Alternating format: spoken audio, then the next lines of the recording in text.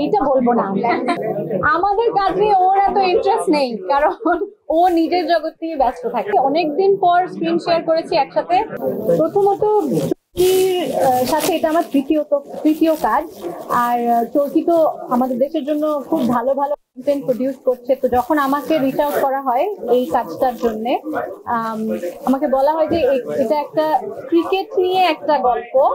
তো সেটা প্রথমে একটা মানে পয়েন্ট অফ ইন্টারেস্ট ছিল যে ক্রিকেট নিয়ে কোনো ওয়েব সিরিজ এর আগে হয়নি। আর আমার চরিত্রটা হচ্ছে একটা সাংবাদিকের চরিত্র। তো তারপরে আমি যখন চরিত্রটা শুনলাম, আমি বুঝতে পারলাম যে এটা আসলে খুবই চ্যালেঞ্জিং একটা চরিত্র। এবং আমি লাস্ট যা কাজ করেছি, সিনেমা হোক আর ওয়েব সিরিজ হোক, আমি চেষ্টা করেছি যে এমন কোন চরিত্র রোল প্লে করতে যেটা আমাকে আমার অভিনয় সত্তাকে চ্যালেঞ্জ করবে। তো আমার মনে হয় যে আমি যে চরিত্রটা, আমার চরিত্রের নাম জিনিয়া একজন ক্রিকেট জার্নালিস্ট, কিন্তু বিভিন্ন ধরনের এই বাজি রিলেটেড ইস্যুতে জিনিয়া অনেক ধরনের কি বলবো, ওকে অনেকগুলো লেয়ার প্লে করতে হয়েছে। শুধুমাত্র একজন ক্রিকেট জার্নালিস্ট না, তার ব্যক্তিগত জীবনের কিছু ইস্যু ছিল, তার প্রফেশনাল জীবনের কিছু ইস্যু ছিল। তো সেইগুলো আমার মনে হয় যে আমাকে ভীষণ চ্যালেঞ্জ করেছে। আমার কাছে চরিত্রটা খুব ভালো লেগেছে। আর আরো অনেক গুণী অভিনেতা অভিনেত্রীরা এখানে কাজ করেছে, সব মিলিয়ে আমি রাজি হয়েছি কাজটা। বাংলাদেশিরা ক্রিকেট খেলা সবাই দেখে। আর আচ্ছা, আমার মনে হয় যে আমরা সবাই ক্রিকেট প্রেমী বাংলাদেশিরা। আর অবশ্যই ক্রিকেট খেলা দেখা হয়। আমরা আমাদের দেশের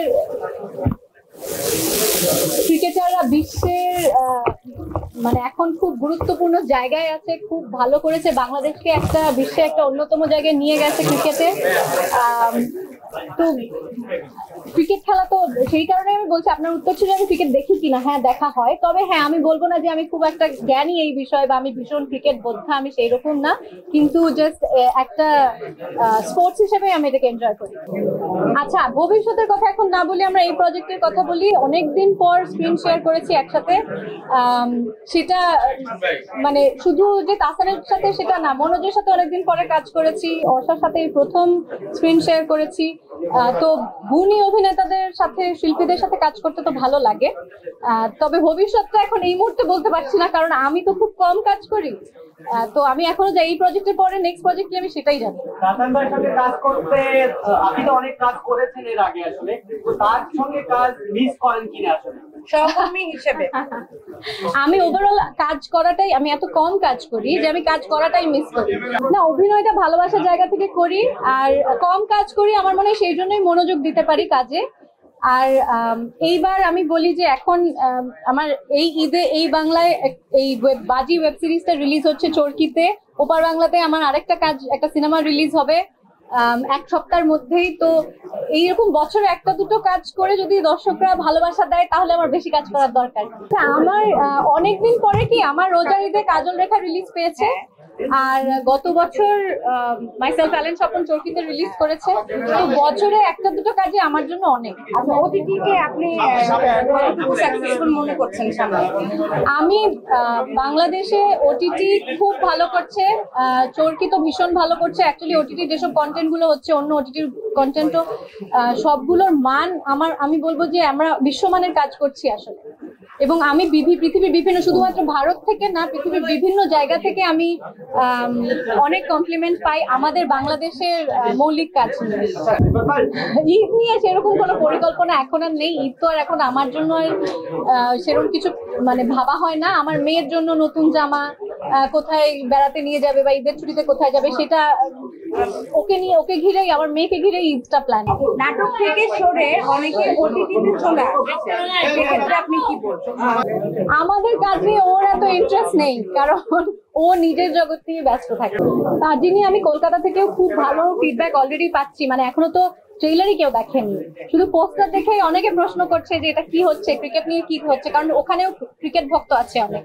আপু, আপনি যেহেতু বাজেট জার্নালিস্ট ছিলেন, সেক্ষেত্রে তাসন ভাই সাক্ষাৎকার নিয়েছেন? এইটা বলবো না, এটার জন্য আপনারা সবাই বাজি দেখবেন।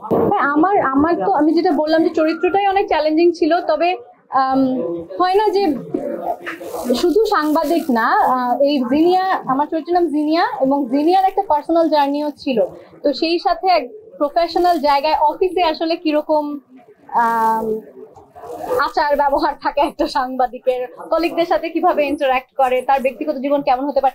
আমি আমার কল্পনার জগতে নিজের মতো একটা ভেবে নিয়েছি, আমার পরিচালক আমাকে কিছুটা গাইড করেছে। এবার বাকিটা এই যে আপনারা দেখলে বুঝতে পারবেন যে কতটুকু পেরেছি। ভাই লাস্ট কোশ্চেন, হ্যাঁ লাস্ট কোশ্চেন শেষ। সিমিলারিটি যদি বলতে বলি, কমফোর্টের জায়গা বলতে বলি, সবকিছু পরিবেশ সবকিছু মিলে যদি বলতে পারি, এটা কি বলবেন? আমি এই প্রশ্নের উত্তর আমার মনে হয় অনেকবার দিয়েছি। Home is always home.